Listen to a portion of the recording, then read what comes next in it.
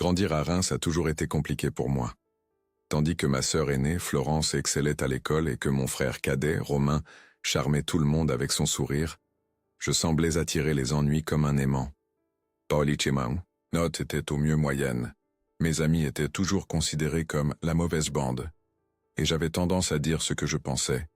Peu importe à quel point cela perturbait l'harmonie que mes parents chérissaient tant. L'appartement du centre-ville où nous avons grandi était assez grand pour tout le monde, mais je m'y suis toujours senti à l'étroit. Mon père, Charles Albert, était propriétaire d'une chaîne de pharmacie qui s'étendait dans toute la région du Grand Est. Homme sérieux et peu loquace, il avait bâti un empire à partir de rien avec discipline et acharnement, des qualités que, selon lui, je ne possédais pas. À 17 ans, mon père me regardait à peine pendant le dîner, et ma mère, Claude, avait perfectionné l'art du silence désapprobateur. Son regard, mi-triste, mi-irrité, me suivait dans la maison comme une ombre. « Raphaël, disait-elle, pourquoi ne peux-tu pas être plus comme ta sœur ?» La question résonnait dans la maison le dimanche, lorsque la famille se réunissait pour le traditionnel déjeuner. Je n'avais jamais de réponse assez bonne. Les déjeuners de famille étaient un rappel constant de ce que je n'étais pas. J'écoutais, assis à table, les récits des réussites de mes frères et sœurs, bourses d'études, promotions, nouvelle maison, tout en buvant une bière dans mon coin, feignant de m'en moquer. Mon oncle Gérard me donnait toujours des tapes dans le dos en disant « le rebelle de la famille, hein ?» Mais ce qu'il voulait vraiment dire, c'était « le raté ». Ma sœur Florence a fait ses études de médecine à la Sorbonne, s'est mariée avec un ingénieur prospère et a déménagé dans une résidence sécurisée de Neuilly-sur-Seine. Romain, de 5 ans mon cadet, montrait déjà un talent pour les affaires à 15 ans, aidant mon père dans les pharmacies le week-end. Et moi, j'ai abandonné mes études de gestion au 2e semestre. J'ai travaillé comme barman, vendeur de voitures d'occasion, et même comme videur dans une boîte de nuit du boulevard Haussmann. J'ai cessé d'essayer de les impressionner. Je suis parti de la maison tôt, j'ai loué un minuscule appartement à Belleville. J'ai enchaîné les petits boulots et je me suis fait à l'idée que je ne serais jamais plus qu'une note de bas de page dans l'héritage familial. Les rares fois où je me présentais au déjeuner du dimanche, ma mère me servait mon assiette avec un soupir presque imperceptible, comme si chaque bouchée que je prenais était une déception de plus à avaler. « Tu as du potentiel, Raphaël », m'a dit mon père une fois dans un rare moment de conversation. « Mais tu gâches tout avec tes choix. » Ce fut la chose la plus proche d'un compliment que j'ai reçu de sa part depuis des années. À 27 ans, j'étais habitué à mon rôle de mouton noir. J'avais ma propre affaire, un petit magasin d'instruments de musique dans la rue Saint-Sébastien, qui suffisait à payer les factures. Ce n'était pas l'empire pharmaceutique de mon père, mais c'était à moi. Le week-end, je jouais de la guitare avec un groupe de rock dans des bars du centre-ville. Rien de grandiose, juste assez pour maintenir en vie ce rêve d'adolescent d'être musicien. Pourtant, une partie de moi n'a jamais cessé de se demander pourquoi j'étais si différent. Pourquoi mon père me regardait comme si j'étais un étranger? Pourquoi mes frères et sœurs ne semblaient pas vraiment me voir? Et pourquoi, malgré mes efforts, je n'arrivais pas à me défaire du ressentiment qui brûlait silencieusement dans ma poitrine? Les gens disaient toujours que je ne ressemblais à personne dans la famille.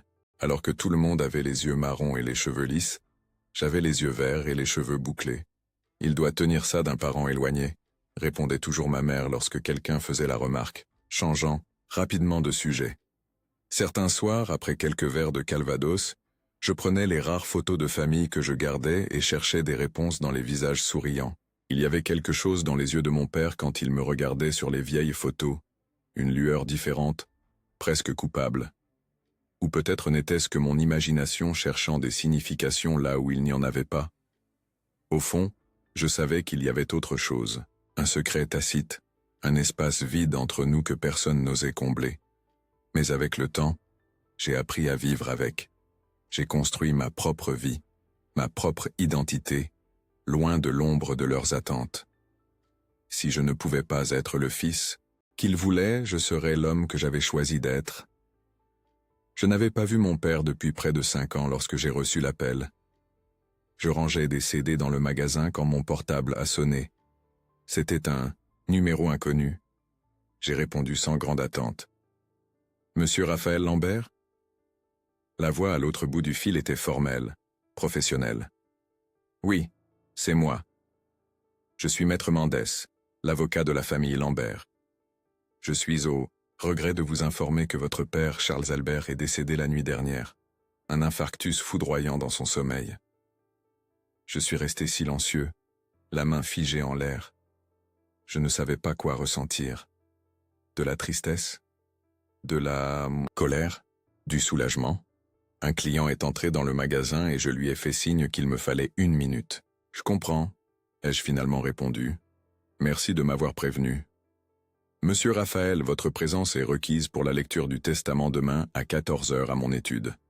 L'adresse est avenue du Portugal, 1250, à Saint-Germain-des-Prés. Cela m'a pris par surprise. La lecture du testament? Vous êtes sûr que je dois être là? Absolument. C'était une demande explicite de votre père. Votre présence est indispensable. J'ai raccroché, confus. Nous n'étions pas proches. Pourquoi l'avocat de la famille insisterait-il sur ma présence? J'ai supposé que c'était une formalité, peut-être un petit geste d'une conscience coupable. J'ai fermé le magasin plus tôt et je suis rentré chez moi pour prendre quelques vêtements. Je devrais conduire près de 4 heures pour retourner à la maison familiale. Je me suis préparé mentalement aux regards glaciaux et aux condoléances forcées. Le lendemain matin, j'ai pris l'autoroute A4 en direction de Reims. Le ciel était couvert, menaçant de pleuvoir, un décor approprié pour des funérailles. J'ai allumé la radio sur une station quelconque, juste pour combler le silence. Les chansons défilaient, mais mon esprit était ailleurs. Des souvenirs d'enfance, des disputes avec mon père, le dernier Noël en famille, avant que je ne quitte la maison, des fragments d'une relation qui n'a jamais pu s'achever. Je suis arrivé en ville vers midi. Je ne suis pas allé directement à la maison familiale. Au lieu de ça, je me suis arrêté dans un bistrot de quartier à La Chapelle, le quartier où mon grand-père avait ouvert la première pharmacie de la chaîne. J'ai commandé un café, crème et un croissant. Plus pour tuer le temps que par faim.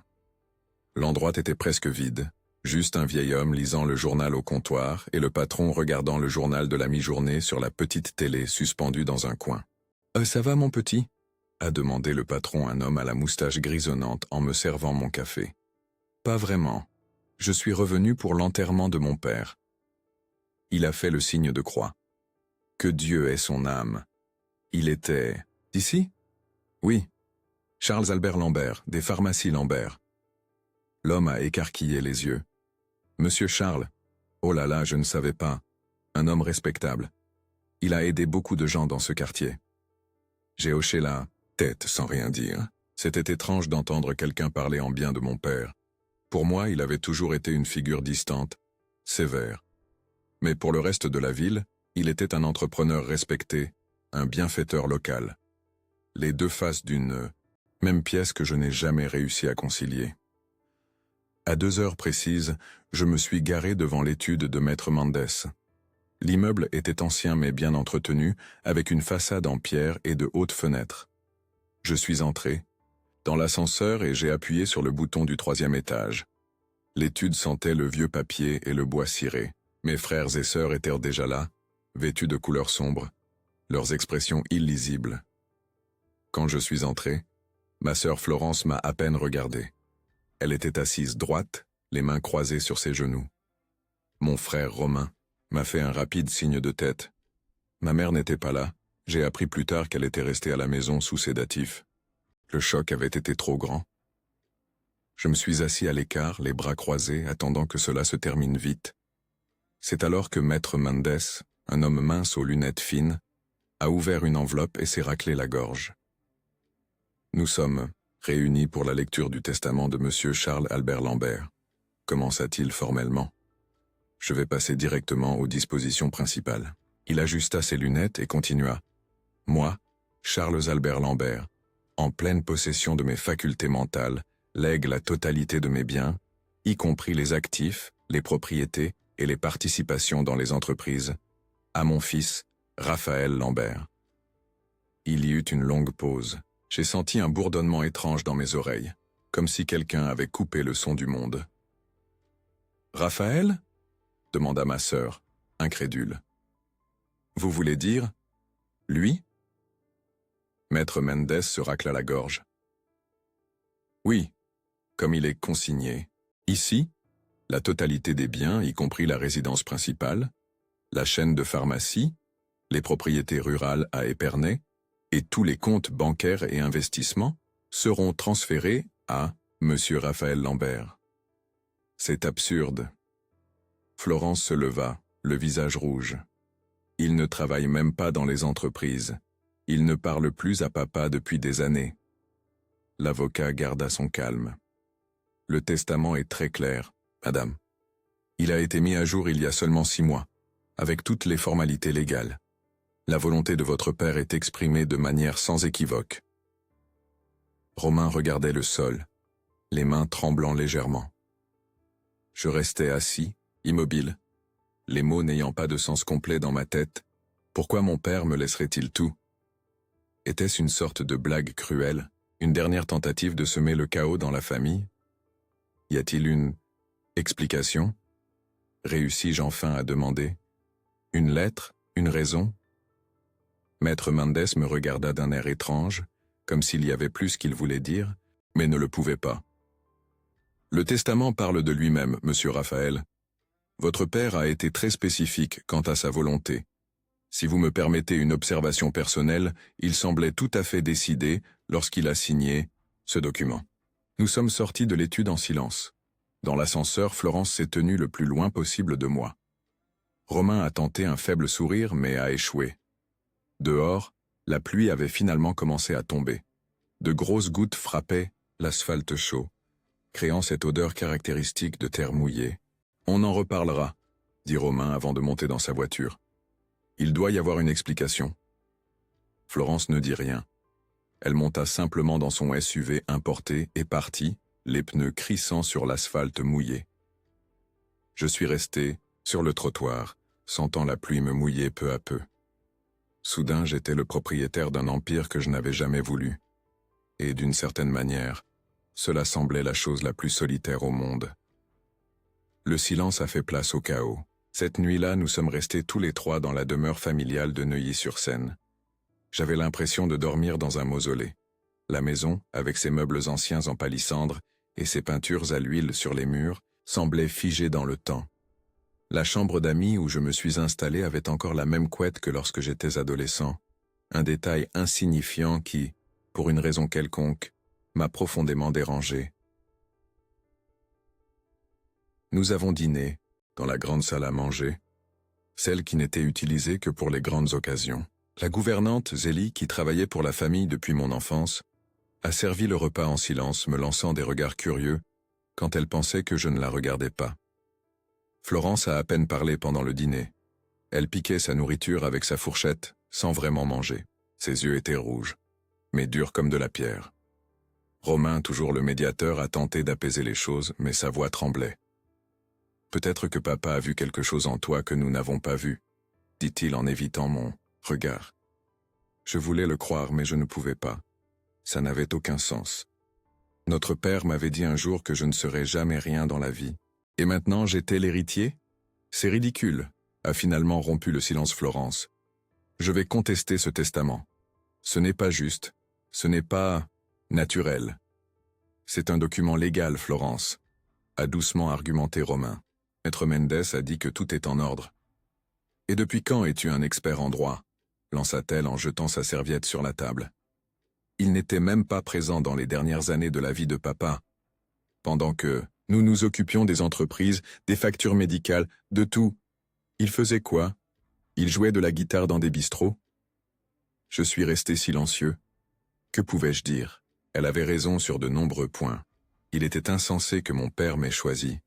Une partie de moi voulait tout abandonner, retourner à ma vie simple, à mon magasin d'instruments. Mais une autre partie, une partie que je ne reconnaissais, pas que je voulais comprendre le pourquoi. Je devais savoir ce qui avait motivé mon père. Après le dîner, j'ai erré pendant des heures dans la maison, touchant la rampe froide de l'escalier, jetant un coup d'œil dans des pièces qui n'avaient pas changé depuis l'enfance. Le bureau de mon père était intact, son fauteuil en cuir tourné vers la fenêtre comme s'il venait de sortir pour un café. Sur l'étagère, des photos de famille où j'apparaissais de moins en moins au fil des ans. Sur le bureau, un portrait de ma mère seule, jeune, souriante, sur une plage de la Côte d'Azur. Je me suis assis dans son fauteuil, me sentant comme un imposteur. J'ai ouvert quelques tiroirs sans savoir exactement ce que je cherchais. Des papiers de l'entreprise, des relevés bancaires, rien qui ne m'intéressait vraiment. Quelque chose semblait étrange. Ce n'était pas seulement l'héritage, c'était la façon dont Maître Mendes m'avait regardé après la lecture. Comme s'il y avait plus qu'il voulait dire, mais ne le pouvait pas. Le lendemain matin, ma mère est arrivée. Vêtue de noir de la tête aux pieds, avec des lunettes de soleil même à l'intérieur de la maison. Quand elle m'a vu dans le salon, elle s'est arrêtée un instant, comme si elle ne s'attendait pas à me trouver là. Elle a retiré lentement ses lunettes, révélant des yeux gonflés de larmes. « Raphaël, » dit-elle, son ton neutre, contrôlé. « Je ne savais pas que tu serais là. »« Maman, » ai-je répondu en me levant pour la saluer. Elle a accepté mon étreinte avec raideur, comme si elle était photographiée pour un journal. « J'ai appris pour le testament, » dit-elle en s'asseyant sur le canapé. Zélie est apparue silencieusement avec un plateau de café. C'est une situation inhabituelle. Je ne comprends pas, ai-je avoué. Pourquoi papa ferait-il ça? Elle a pris une gorgée de café, évitant mon regard. Ton père a toujours été un homme aux décisions surprenantes. Peut-être que ce n'est qu'une de plus. Il y avait quelque chose dans son ton, une certaine froideur calculée, qui m'a dérangé. Comme si elle récitait un texte répété. Vous n'en avez pas parlé? Il n'a rien mentionné? Ton père et moi ne parlions pas de grand-chose ces dernières années, Raphaël. Elle a posé la tasse sur la table avec un soin excessif. Son mariage avec le travail a toujours été plus fort que son mariage avec moi. Florence est entrée dans le salon à ce moment-là, déjà habillée pour sortir, dans un tailleur, noir impeccable.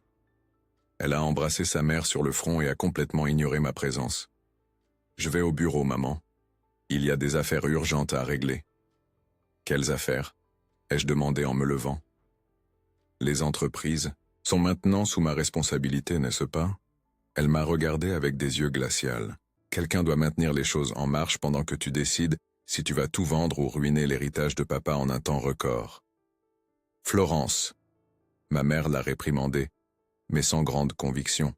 « C'est la vérité, maman. Il ne connaît rien à l'affaire. Il va détruire tout ce que papa a construit. » Elle est sortie en claquant la porte. Ma mère a soupiré, se massant les tempes. « Laisse-lui du temps, » dit-elle. Ça n'a été un choc pour nous tous. Cet après-midi-là, j'ai décidé de visiter le siège administratif des pharmacies, Lambert, un bâtiment moderne de verre et d'acier dans le quartier des affaires de la ville.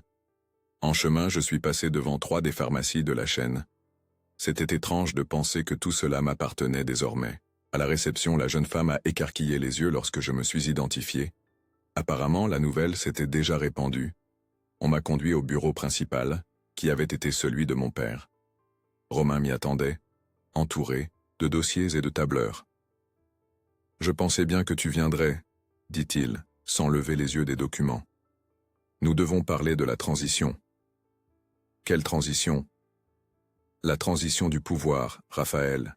Tu es officiellement le nouveau PDG. Mais nous avons besoin d'une période d'adaptation. Tu ne connais pas l'entreprise, les fournisseurs, les employés clés. » Je me suis assis en face de lui, soudainement épuisé. « Romain, pourquoi a-t-il fait ça? Pourquoi m'a-t-il choisi ?» Mon frère a finalement levé les yeux. Il semblait aussi fatigué que moi. « Je ne sais pas. Honnêtement, je ne sais pas. Il n'a consulté personne, même pas maman. » Nous sommes restés en silence un moment, chacun perdu dans ses propres pensées. Par la fenêtre, on pouvait voir toute la ville, s'étendant à perte de vue. Quelque part en bas se trouvait mon petit magasin d'instruments, probablement fermé pour le 3e jour consécutif. Il y a quelque chose d'étrange. Dans tout ça, ai-je finalement dit, ce n'est pas seulement l'héritage. C'est comme s'il y avait un secret derrière tout ça. Romain a froncé les sourcils. Quel genre de secret? Je ne sais pas. Mais tu ne trouves pas ça bizarre? Après des années à me traiter comme une déception, il me laisse, tout d'un coup, Il doit y avoir autre chose. Mon frère a regardé de chaque côté comme pour vérifier si nous étions seuls. Il y a une chose, dit-il à voix basse. La semaine dernière, avant l'infarctus, papa m'a appelé ici. Il semblait nerveux, anxieux. Il a dit qu'il devait réparer quelque chose, une vieille erreur. J'ai pensé qu'il parlait d'un problème dans l'entreprise, mais maintenant... Maintenant tu penses qu'il parlait du testament? Peut-être. Ou peut-être de quelque chose de plus grand. Quelque chose dont le testament n'est qu'une partie. Cette nuit-là, je suis retourné à la demeure avec une étrange sensation dans l'estomac. Quelque chose ne collait pas. Ce n'était pas seulement l'héritage. C'était la façon dont tout le monde réagissait. Comme s'il y avait des couches et des couches de secrets non dits. Allongé dans le lit qui avait été le mien, regardant le plafond où il y avait encore des autocollants d'étoiles qui brillaient dans le noir, je me suis fait une promesse. Je découvrirai la vérité, peu importe à quel point ce serait douloureux. 2 jours plus tard, je l'ai trouvé. Je vérifiais des documents dans le bureau de mon père à la demeure quand j'ai remarqué quelque chose d'étrange dans l'ancien bureau en bois massif. Le tiroir central avait un fond qui semblait moins profond que les côtés. J'ai passé mes doigts à l'intérieur et j'ai senti une petite saillie. J'ai appuyé et j'ai entendu un clic. Un compartiment secret. À l'intérieur se trouvait une enveloppe jaunie adressée à moi, dans l'écriture inimitable de mon père. Cette écriture cursive forte, presque agressive, que je connaissais bien des mots qu'il laissait sur le réfrigérateur pendant mon adolescence. Réunion de parents ce soir? Je rentre tard, ne m'attends pas. Parle à ta mère de tes notes. Mes mains tremblaient en ouvrant l'enveloppe. Le papier était fin, comme s'il avait été manipulé de nombreuses fois, avant d'être rangé là. Le contenu était court, mais suffisant pour faire basculer le sol sous mes pieds. Raphaël, si tu lis ceci, alors la vérité est enfin là où elle devrait être. Tu t'es toujours demandé pourquoi tu étais différent. La réponse est simple. Tu n'es pas le fils de Claude. Elle ne m'a jamais pardonné ma liaison. Mais toi, tu as été la meilleure chose qui soit sortie de ma pire erreur. J'ai essayé de garder mes distances pour te protéger. D'elle, d'eux. Mais tu as toujours été mon fils. Et maintenant? Tout ce que j'ai construit est à toi. Ton vrai nom aurait été Gabriel. C'est le nom que ta mère biologique avait choisi. Mais quand tu es arrivé, Claude a insisté pour Raphaël. C'était le nom de son père. Je pense que c'était sa façon d'essayer d'accepter la situation. Ta mère biologique s'appelait Hélène. Elle était professeure de piano au conservatoire municipal. Elle a été mon élève quand j'étais jeune, et puis quand nous nous sommes retrouvés, les choses sont arrivées. Elle est morte en couche. Des complications, ont dit les médecins. Je ne me suis jamais pardonné de ne pas avoir été là. Sa famille n'a jamais su pour toi. C'est ce qu'elle voulait. Protéger tout le monde d'un scandale, des jugements. Ils ont déménagé dans le sud après sa mort. Je pense que c'était mieux ainsi. Claude a accepté de t'élever comme notre fils. Mais le ressentiment a toujours été là, caché dans les coins de notre maison, dans les silences pendant le dîner, dans la façon dont elle te regardait. J'essaie de ne pas la blâmer.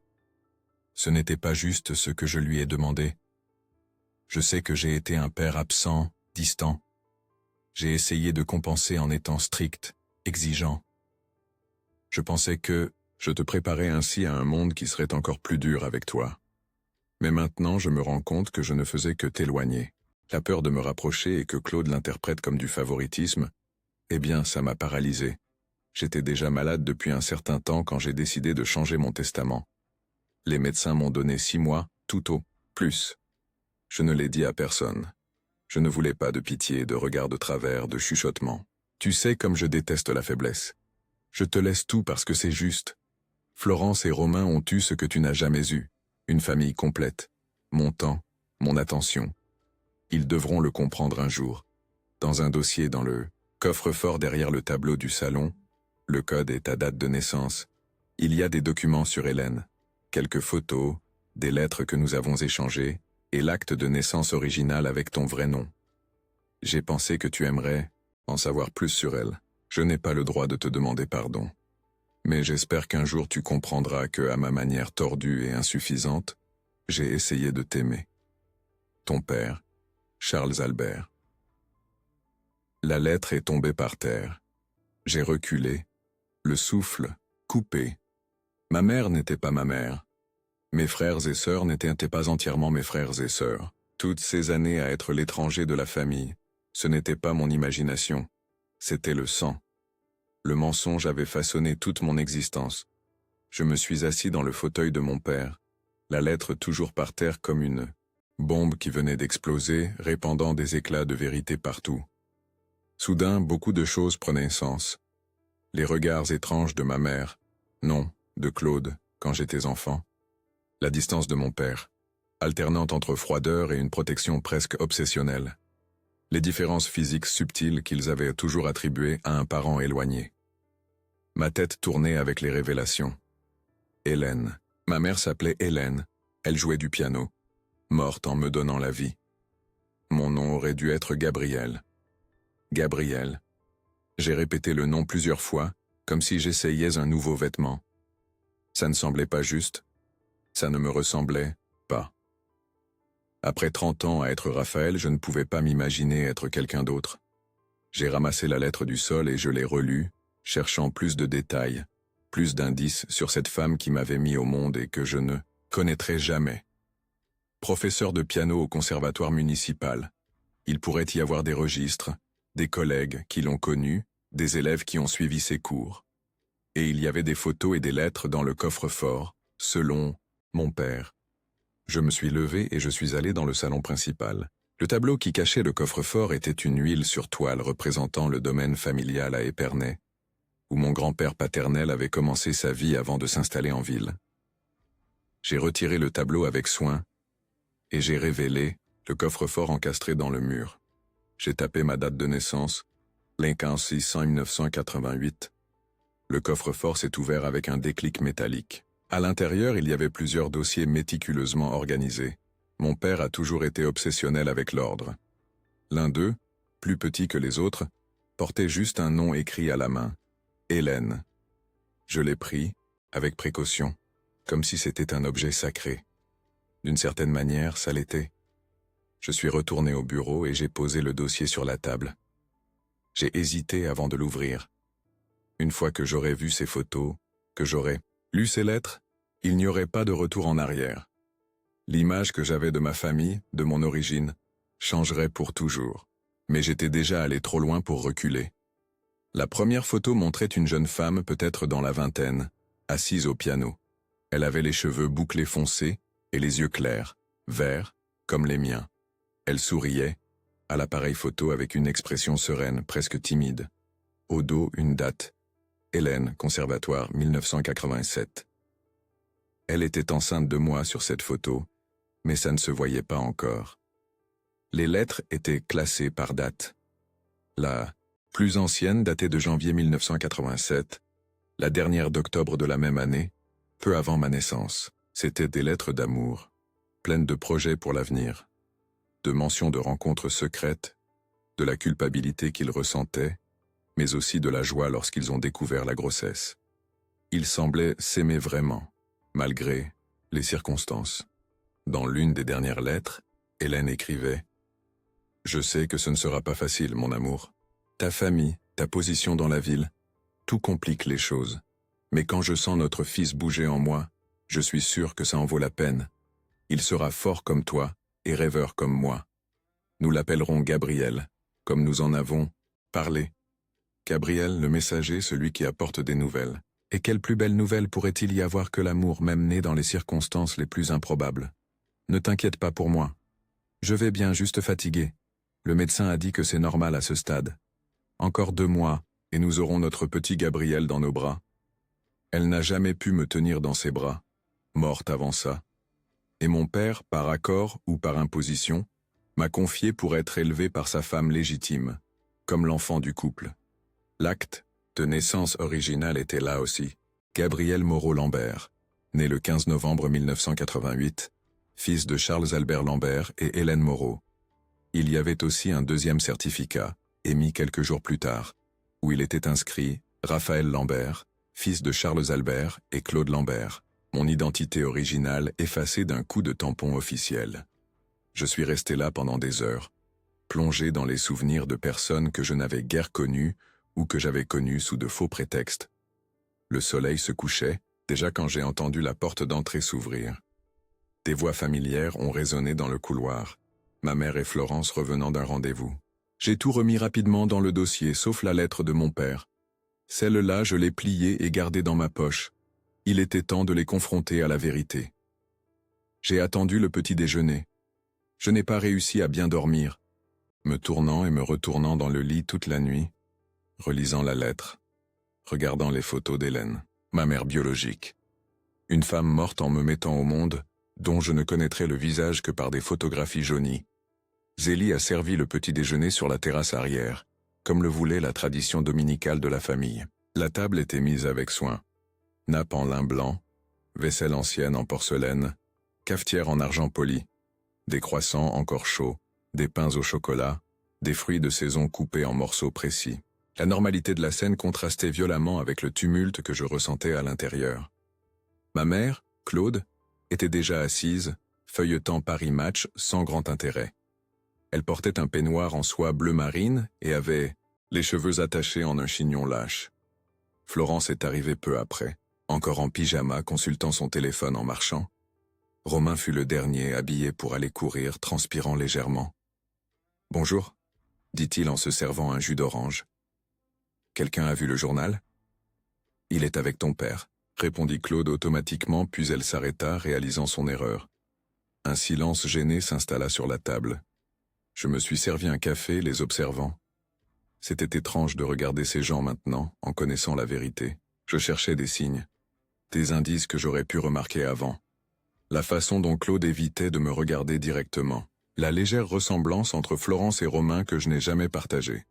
J'ai posé la lettre sur la table, en plein centre, entre la corbeille à pain et le beurre. Claude fut la première à la remarquer. Ses yeux se fixèrent sur le papier puis se levèrent pour croiser les miens. Pendant un long moment, elle ne dit rien. « Je n'ai jamais voulu que tu trouves ça, » murmura-t-elle enfin. Florence et Romain regardèrent, confus. D'abord la lettre, puis moi, et enfin Claude. « Qu'est-ce que c'est, maman ?» demanda Florence en prenant le papier. Ses yeux parcoururent les lignes, et son expression changea progressivement. Surprise, choc, puis quelque chose proche de l'horreur. « C'est vrai ?» Romain prit la lettre de ses mains et la lut rapidement. Il devint pâle, visiblement secoué. « Alors c'est pour ça. Le testament. Tu n'es pas notre frère ?» demanda Florence, sa voix oscillant entre la colère et la confusion. « Demi-frère, ai-je corrigé, ma voix amère. Et elle a su tout le temps. » J'ai montré Claude du doigt, qui restait étrangement calme, comme si elle s'était préparée à ce moment pendant des décennies. Claude se leva lentement, la bouche tendue. « C'était une erreur, » dit-elle. « Une erreur avec laquelle j'ai dû vivre. Une erreur que ton père a essayé de compenser à sa manière. Tu penses que cette lettre l'absout ? Tu as toujours été un rappel de sa trahison ?» La pièce tomba de nouveau dans le silence. Le chant des oiseaux dans le jardin semblait surréaliste en contraste avec la tension qui régnait entre nous. « Pourquoi ?» ai-je finalement demandé. « Pourquoi accepter de m'élever si tu me détestais tant ?»« Je ne te détestais pas, » répondit-elle après une pause. « J'ai détesté ce que tu représentais, l'humiliation, les ragots que j'ai dû avaler pendant des années. Ce garçon ne ressemble à personne de la famille, disaient les gens au club. Comment crois-tu que je me sentais ? Et papa ? Demanda Romain. Pourquoi ne nous a-t-il jamais rien dit ? Votre père vivait pour les apparences, répondit Claude, se servant plus de café avec un calme étudié. Le grand Charles Albert Lambert ne pouvait pas avoir un fils bâtard qui traînait en ville. Ce serait un scandale. Sa précieuse réputation serait ruinée. Il aurait pu choisir de rester avec elle, ai-je dit, avec Hélène. Le nom provoqua une réaction immédiate chez Claude. Ses yeux se plissèrent, et elle serra sa tasse si fort que j'ai cru qu'elle allait la casser. Hélène, répéta-t-elle le nom comme si c'était un mot obscène. La fragile et talentueuse Hélène, si jeune, si spéciale. Tu n'as aucune idée de ce que c'était. Il est rentré un jour à la maison et a simplement annoncé qu'il avait un fils avec une autre femme, qu'elle était morte, et que le bébé viendrait vivre avec nous, comme notre fils. comme si c'était la chose la plus naturelle du monde. « Et tu as accepté » demanda Florence, incrédule. « Que voulais-tu que je fasse ?» Le divorce n'était pas une option à l'époque, pas pour quelqu'un de notre rang. J'avais 2 jeunes enfants, je n'avais pas de revenus propres. Et lui, elle hésita. Il a dit que si je n'acceptais pas, il partirait avec toi. Il laisserait tout derrière lui. Je la regardais surpris. Il t'a menacé ? Pas exactement. Il était désespéré, amoureux, coupable, un mélange dangereux. Elle passa la main dans ses cheveux, défaisant son chignon parfaitement, arrangé. J'ai cédé, à des conditions. Tu serais élevé comme notre fils, personne d'autre que nous ne connaîtrait la vérité, et il ne mentionnerait plus jamais, jamais Hélène. Et il a accepté ça ? Ai-je demandé, incapable d'imaginer mon père toujours si dominant, cédant à de tels termes. Il n'avait pas le choix. J'aurais pu tout ruiner aussi, si j'avais voulu. Imagine le scandale, l'honorable homme, d'affaires qui met enceinte une professeure de piano de 20 ans, sa cadette. Romain semblait abasourdi. Alors toute notre enfance, toutes ces disputes entre vous deux, ce n'était pas seulement à propos des affaires ou de l'argent, compléta Claude. C'était à propos de lui, sur le fait que chaque fois que je le regardais, je voyais son regard te chercher, Raphaël, ou Gabriel, ou qui que tu sois. Florence, qui était restée silencieuse pendant un moment, frappa soudainement la table. Ça change tout, n'est-ce pas? Le testament, les entreprises, il t'a tout laissé parce qu'il se sentait coupable. Ce n'est pas seulement ça, ai-je répondu. Il m'a tout laissé parce que vous deux aviez déjà reçu quelque chose que je n'ai jamais eu. À quoi? Demanda Florence, son ton provocateur. Une vraie famille. Les mots flottaient dans l'air comme une accusation. Claude baissa les yeux vers ses mains qui tremblaient légèrement. Romain avait l'air sur le point de pleurer. Ce n'est pas juste, dit finalement Florence. Ce n'était pas notre faute. Ni la mienne, ai-je rétorqué. Mais j'ai passé toute ma vie à sentir qu'il y avait quelque chose qui n'allait pas avec moi.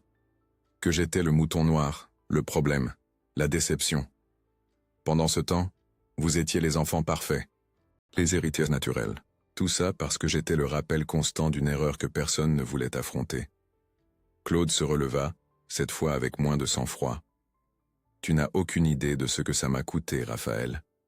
Élever le fils de la maîtresse, de mon mari, entendre les gens commenter que tu ne ressemblais à personne de la famille, voir Charles te regarder avec cette expression de culpabilité et d'adoration qu'il n'a jamais eue pour nos enfants.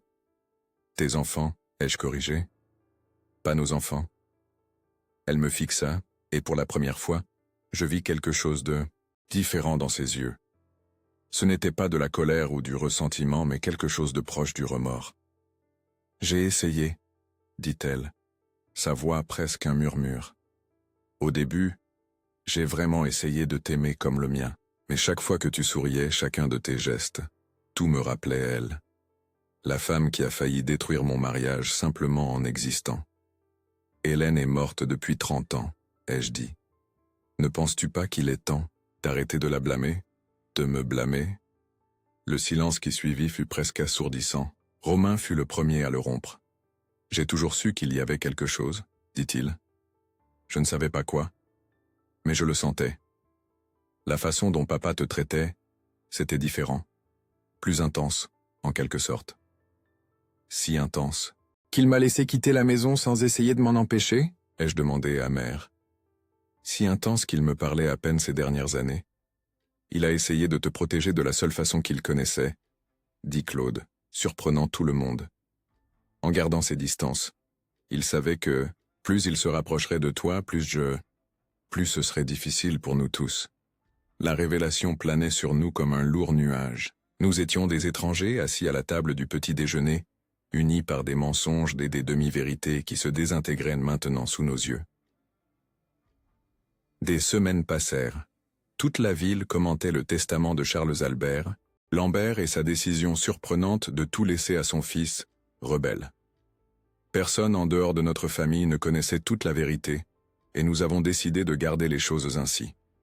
Certains mensonges sont difficiles à défaire. Après si longtemps, l'inventaire fut officiellement transféré à mon nom. Florence et Romain contestèrent brièvement le testament, mais la lettre scella son sort. Les intentions de mon père étaient claires. Il y avait du ressentiment, oui, mais aussi un respect étrange et inattendu qui commença à naître entre nous. Romain fut le premier à tendre la main. Nous nous sommes retrouvés pour un café sur le boulevard de l'Indépendance, dans cette boulangerie qui existait depuis notre enfance. Pour la première fois, nous avons parlé d'égal à égal, sans tension. Juste la vérité. « Je t'ai toujours admiré, tu sais », dit-il, me surprenant. « Le courage de suivre ton propre chemin, de défier père. Je n'ai jamais eu ce courage. » « Mais ce n'était pas du courage, » ai-je répondu. « C'était de la survie. Je savais que je ne serais jamais le fils qu'il voulait. Et maintenant, nous découvrons que tu étais exactement le fils qu'il voulait. » Romain sourit avec tristesse. Ironique, n'est-ce pas? Nous avons parlé pendant des heures, de notre enfance, de l'empire commercial qui était maintenant ma responsabilité, de l'avenir. Quand nous nous sommes quittés, il m'a serré dans ses bras, une étreinte sincère, sans réserve. Demi-frère ou non, tu seras toujours mon frère, dit-il. Quelque chose en moi, quelque chose qui était brisé depuis longtemps, a lentement commencé à guérir. Florence a mis plus de temps. Sa fierté était plus grande, sa déception plus profonde. Mais 2 semaines après la confrontation, elle est apparue à la demeure sans prévenir. Je l'ai trouvée dans le jardin arrière, observant le cerisier du Japon que notre père avait planté quand nous avions acheté la maison. « Tu vas l'abattre » demanda-t-elle sans se retourner. « Pourquoi ferais-je ça ?»« Parce que tu le peux. Parce que maintenant tout est à toi. » Je me suis tenu à côté d'elle, observant les fleurs roses qui couvraient les branches. « Je ne vois pas les choses comme ça, cette maison, tout ça, ce ne sont que des choses. Des choses qui valent des millions, » a-t-elle rétorqué, mais sans l'hostilité habituelle. « Je pense transformer la maison en une fondation, ai-je dit. Un conservatoire de musique, en hommage à Hélène. » Florence se tourna vers moi, surprise. « Un conservatoire ?» Elle était professeure de piano. Ça semble approprié. Nous sommes restés silencieux un moment. Un colibri planait au-dessus des fleurs du jardin, ses ailes battant si vite qu'elles n'étaient qu'un flou. « Je dois te montrer quelque chose, » dit finalement Florence. Elle sortit son téléphone de sa poche et me montra une vieille photo. Une fillette d'environ 5 ans assise au piano, avec un homme à côté, mon père, beaucoup plus jeune. J'ai trouvé ça dans les vieux albums de maman.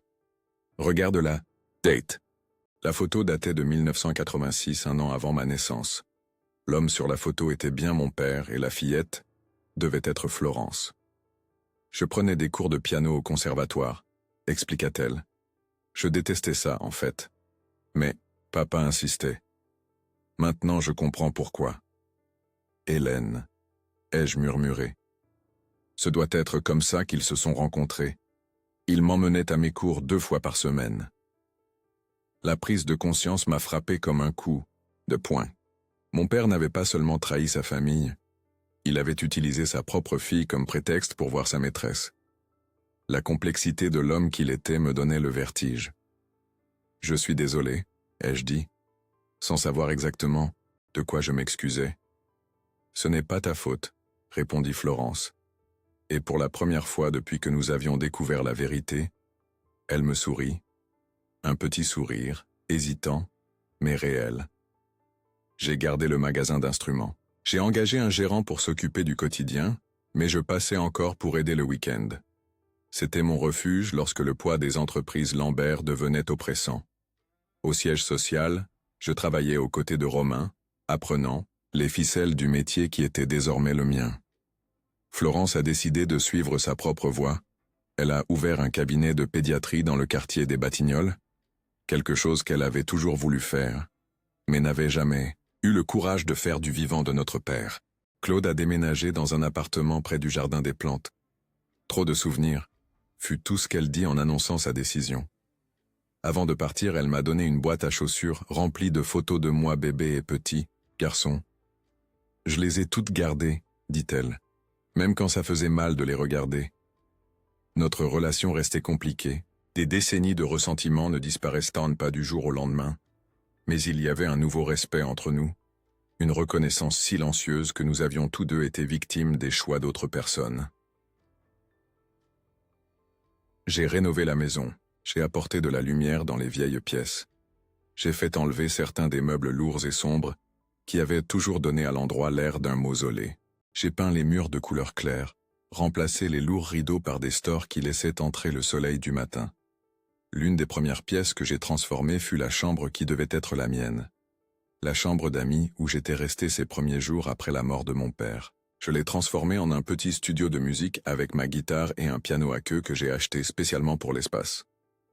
Parfois, tard dans la nuit, je m'asseyais à ce piano et j'essayais d'imaginer Hélène jouer. Mes doigts, qui n'avaient jamais appris formellement, tâtonnaient les touches à la recherche d'une connexion avec la femme qui m'avait donné la vie. Une de ces nuits, Romain m'a trouvé là. Il est entré silencieusement et a écouté mes tentatives maladroites de jouer une mélodie. « Il n'est jamais trop tard pour apprendre », dit-il me faisant sursauter. « Je suis trop vieux pour recommencer à zéro. » Il sourit. « Papa a commencé à étudier la guitare à 40 ans. Tu ne le savais pas ?» Je ne le savais pas. Il y avait tant de choses sur mon père que je n'avais jamais su, que je ne saurais jamais. 3 mois après avoir trouvé la lettre, j'ai visité le cimetière municipal. Hélène y était enterrée, dans une tombe simple avec seulement son nom et ses dates. Mon père s'en était occupé aussi, payant pour l'entretien perpétuel de la concession. J'ai apporté des fleurs, des orchidées blanches, et je suis resté un moment en silence devant la pierre tombale. « Bonjour maman », ai-je finalement dit. Les mots sonnaient étranges à mes oreilles. Je lui ai parlé de ma vie, de la découverte de la vérité, des projets pour la fondation qui porterait son nom. J'ai parlé de mon père, de la façon dont il avait, à sa manière tordue, tenté de faire ce qui était juste. J'ai pleuré un peu, et je me suis senti idiot, de pleurer pour quelqu'un que je n'avais jamais connu mais qui était si intrinsèquement lié à qui j'étais. En sortant du cimetière, j'ai rencontré une dame âgée qui s'occupait d'une tombe voisine. Elle m'observait avec curiosité. « Vous êtes le fils d'Hélène, n'est-ce pas ?» demanda-t-elle me surprenant. « Comment le savez-vous ?»« Les yeux, » sourit-elle. « Vous avez ses yeux. J'étais sa collègue au conservatoire. J'ai toujours pensé qu'il y avait quelque chose d'étrange dans l'histoire de sa mort, mais personne n'en a jamais parlé. J'ai passé 1 heure à parler avec cette dame, Madame Marcia, absorbant chaque détail dont elle se souvenait sur Hélène. Son rire, son talent exceptionnel au piano, sa gentillesse avec les élèves difficiles. De petits fragments d'une vie qui m'ont aidé à assembler un puzzle qui ne serait jamais complet, mais qui avait maintenant plus de pièces qu'auparavant. La Fondation Hélène Moreau a été inaugurée 6 mois plus tard, l'ancienne demeure de la famille Lambert, transformée en un conservatoire de musique offrant des cours gratuits aux enfants des écoles publiques. Dans le salon principal, où se trouvait autrefois la salle à manger formelle, nous avons installé un piano à queue. Et sur le mur, une photo agrandie d'Hélène au piano, son sourire serein observant les nouveaux élèves. Claude a assisté à l'inauguration, à la surprise de tous. Elle a marché lentement dans le salon, observant les changements, et s'est arrêtée devant la photo d'Hélène. « Elle était très belle », dit-elle simplement. « Oui, elle l'était. Tu lui ressembles. » J'ai regardé Claude, m'attendant à voir le ressentiment habituel, mais il n'y avait qu'une acceptation lasse dans ses yeux. « Merci d'être venu, » ai-je dit. Elle a hoché la tête. « Ton père aurait approuvé ça, cette transformation. » Quand elle s'est tournée pour partir, je l'ai appelée. « Tu sais, peu importe ce qui s'est passé, tu as été la mère que j'ai connue, la seule qui m'a élevé. » Elle s'est arrêtée, le dos raide, et pendant un moment j'ai pensé qu'elle ignorerait mes paroles. Mais ensuite ses épaules se sont légèrement détendues. « J'aurais pu être meilleure, » a-t-elle admis à voix basse. « Nous aurions tous pu l'être. » Cette nuit-là, après que tout le monde soit parti, je suis resté seul dans le salon principal. Je me suis assis au piano et j'ai joué les quelques notes que j'avais apprises ces dernières semaines. Le début de « La lettre à Élise ». Le morceau qui, selon Madame Marcia, était le préféré d'Hélène. Je n'étais plus seulement le fils à problème, ni seulement l'héritier surprise. J'étais Raphaël, ou Gabriel si vous préférez, fils d'Hélène et Charles Albert, élevé par Claude, demi-frère de Florence et Romain, non pas juste une note de bas de page dans l'héritage familial, Mais un chapitre entier, inattendu et maintenant enfin reconnu. J'ai regardé par la fenêtre le jardin illuminé par la lune, le cerisier du Japon que mon père avait planté des décennies auparavant. Ses racines profondes, ses fleurs éclatantes, si différents des autres arbres du jardin, mais appartenant sans équivoque à cet espace. Comme moi,